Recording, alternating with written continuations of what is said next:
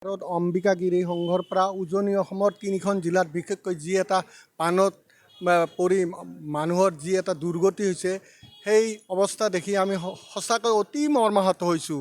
সেইকাৰণে আমি আমাৰ সংঘৰ পৰা সকলোৱে মিলি এই দুৰ্গতসকলক সহায় কৰাৰ কাৰণে কিঞ্চিত আমি বস্ত্ৰ আমি প্ৰদান কৰিছোঁ।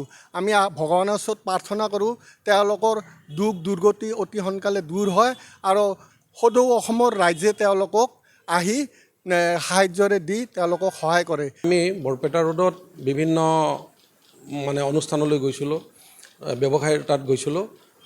প্ৰত্যেকেই আমাক সুন্দৰভাৱে আমাক কৈছে যে খুব ভাল কাম হৈছে, আমি যিমান পাৰোঁ আপোনালোকক সহায় কৰিম আৰু আপোনালোকৰ যোগেদি বৰপেটা ৰোডৰ এটা সুনাম হ'ব লাগে আৰু দুৰ্গতসকলক এটা সহায় কৰাৰ খুব ভাল পন্থা হৈছে।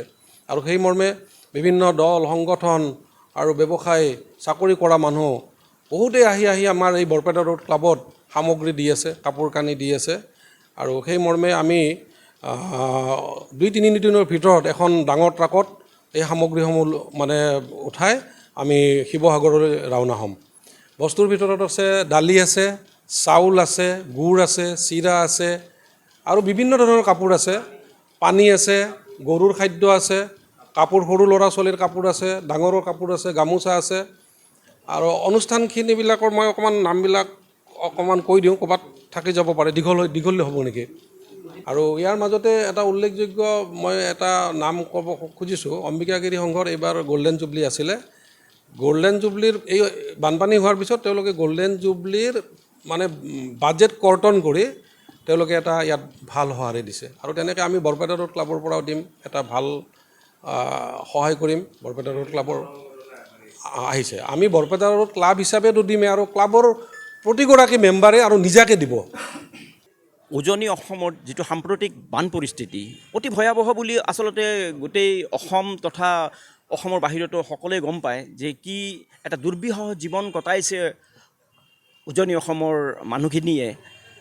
আৰু তাৰ কাৰণে অসমৰ ৰাইজে অৱশ্যে হাত উজাৰি তেওঁলোকলৈ সহায়ৰ হাত আগবঢ়াইছে।